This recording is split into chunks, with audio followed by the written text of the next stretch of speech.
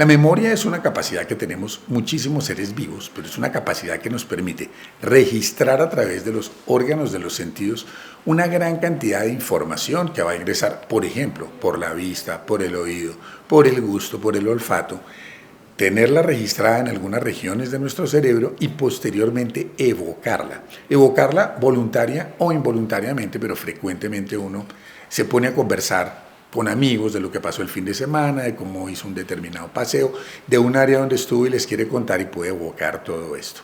También puede evocar sentimientos, puede evocar música, canciones, muchísimas cosas están registradas en nuestra memoria. Para citar un ejemplo ya puntual, es muy interesante ver las áreas del cerebro que se activan en las personas bilingües. Estoy mostrando un ejemplo de personas que son monolingües y son 3 sujetos distintos en los cuales se están activando áreas que están en el hemisferio frontal, en el hemisferio izquierdo, predominantemente hacia la región frontal. Estamos hablando de áreas en donde está ubicada la memoria para el lenguaje que él maneja. Pero entonces hablamos de la importancia del bilingüismo y cómo muchísimas personas en el mundo avanzan hacia manejar 2 o más idiomas, pero el ejemplo que les voy a mostrar es de bilingüismo. Entonces vamos a ver una imagen de una persona que ha adquirido un segundo idioma durante la infancia, que como mencioné previamente es el momento de la vida en que tenemos mayor plasticidad cerebral.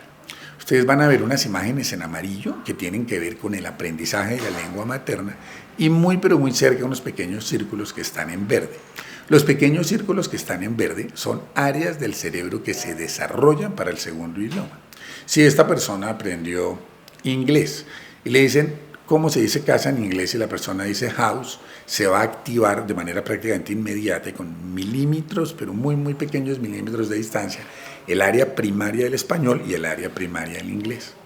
También vamos a ver imágenes en las cuales una persona adquiere el segundo idioma en la adultez. Y esto pues es maravilloso y muchísimas personas lo hacen como adultos.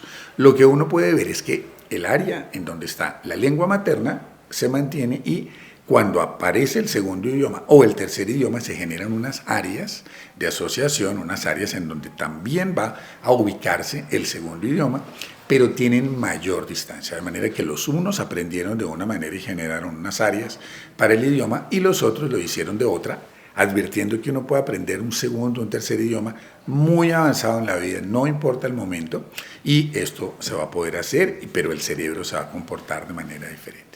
Otro estudio tremendamente conocido en relación a ubicación espacio-temporal y memoria de calles fue llevado a cabo en el año 2006 en Londres.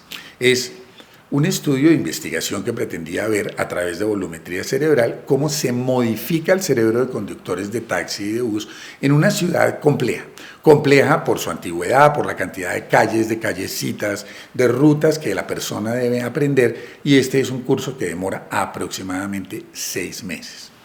Hoy en día, por supuesto, tenemos unos dispositivos que nos permiten desplazarnos muchísimo más fácil, pero en ese momento no, la persona tenía que tener en la memoria las rutas. La hipótesis es que el conductor de bus lleva unas rutas, esas rutas están marcadas, tiene unos paraderos y va a tener que desarrollar unas habilidades en su cerebro que van a ocupar un determinado espacio y pueden hacer crecer una parte del cerebro que se denomina el hipocampo, el mismo que mostré en las volumetrías y que se disminuye de tamaño en las personas con demencia tipo Alzheimer. Y la hipótesis también dice que para el taxista es mucho más difícil porque le dan una dirección y él debe en su cerebro planear la ruta y empezar a desplazarse para poder llegar al destino. Al cabo de los 6 meses se comparó el tamaño del hipocampo en los conductores de bus, en los conductores de taxi y con sujetos controles que no eran ni lo uno ni lo otro. Pero en el mismo sujeto que aprendió a conducir su bus en diferentes rutas y con un espacio determinado visoespacial en toda la ciudad, y el taxi se pudo determinar a través de la volumetría que hubo mayor aumento de tamaño del hipocampo en los conductores de taxi, que tenían una labor más compleja, que en los conductores de bus, que era una tarea un poquito más establecida, un poco mejor estructurada. Entonces vemos que en condiciones similares, por mecanismos de plasticidad cerebral, unos cerebros reaccionaron de una manera y otros reaccionaron de otra. Les mostraré un par de ejemplos más muy vinculados a algo que es importantísimo en nuestra vida y es el Internet. ¿Modifica el Internet nuestro cerebro? Estar navegando lo modifica, pues eso lo vamos a través de un estudio muy interesante en el cual se tomaron personas mayores. Personas mayores en las cuales eran 24 sujetos de investigación, 12 habían tenido mínima exposición a Internet y 12 tenían amplia exposición a Internet. Entonces lo que hicieron fue mirar en resonancias magnéticas funcionales qué pasaba con el cerebro de los unos y de los otros cuando los ponían a hacer dos tipos de actividades. Uno, lectura digital y dos, búsquedas en Internet de lo que fuera, de recetas de cocina, de historia, de ciudades. Y lo que se puede ver en unas imágenes que ustedes van a ver en las que se representa el cerebro de color gris y un área azul, en ese área azul es una persona poco expuesta al Internet, que al principio del experimento, cuando lo ponen frente a la pantalla, se activan unas áreas que están vinculadas con la visión, con ver allí unas cosas. Y en rojo uno puede ver una persona que ha tenido amplia exposición al Internet y su cerebro es diferente. Por esta misma exposición ha tenido pues unas modificaciones y los dos cerebros, aunque anatómicamente son iguales, funcionalmente son diferentes. La segunda parte de este experimento consistió en que las personas que habían tenido mínima exposición al Internet se les hicieron unas sesiones de entrenamiento. En estas sesiones de entrenamiento lo que hicieron fue durante una semana y durante 5 horas al día ponerlos a navegar y a leer. Y al final del experimento se puede ver cómo el cerebro de las personas que tenían poca exposición a Internet se modificó. Las áreas vinculadas con la búsqueda de información y con la lectura digital se modificaron notablemente.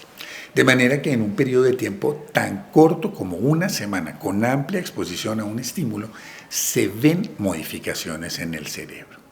Ahí podemos ver en las imágenes de arriba una persona que pertenecía al grupo, que era el grupo que no había sido expuesto, y al final del experimento le crecieron esas áreas, se modificaron de manera muy notables en tan solo una semana. Y para terminar hablaré de algo que se llama la plasticidad neural negativa, porque hasta el momento todo lo que he mostrado es creación de áreas, aumento de la conectividad. Bueno, pues en algunos momentos de nuestra vida, particularmente durante la adolescencia y algo muy particular, durante la gestación, se modifica el cerebro. Estas modificaciones se ven por diferentes razones, pero básicamente hablaré de los cambios del cerebro de las mujeres gestantes. Hay varios centros de investigación en el mundo donde esto se viene estudiando de una manera sistemática desde hace más o menos unos 8 años. Y lo que han podido ver es que hay unas áreas del cerebro vinculadas con algo que denominamos la sustancia gris que empiezan a modificarse, se hacen más delgadas y disminuye algo que se puede visualizar también a través de diferentes pruebas que se llama la red neuronal por defecto, que hace que las madres disminuyan algunas de sus capacidades para privilegiar otras. Esto también está mediado por diferentes hormonas, particularmente por la oxitocina, y el cerebro de esa mamá se está preparando para el cuidado del bebé. Estas modificaciones se ven muy bien. Es muy particular ver cómo se modifica el cerebro para algo que a uno le podría ser negativo, pero es realmente la preparación para algo importantísimo en la vida. Una vez que nace el bebé, pues viene el vínculo madre-hijo, la lactancia, una cantidad de cosas muy bonitas. Y en los estudios que se han llevado a cabo, específicamente en un proyecto que se llama Be Mother, que es en la Universidad Autónoma de Barcelona, se ha podido ver que el cerebro de estas mamás, al cabo de 6 a 9 meses, más o menos el mismo 9 meses que duró el periodo de gestación, retorna a su capacidad inicial. Estos son tan solo algunos ejemplos de una maravillosa capacidad que tiene nuestro cerebro, que la tiene durante toda la vida y que puede aumentar o disminuir condiciones de acuerdo a las necesidades del entorno. Hasta ahí algunos comentarios sobre lo que es la plasticidad cerebral.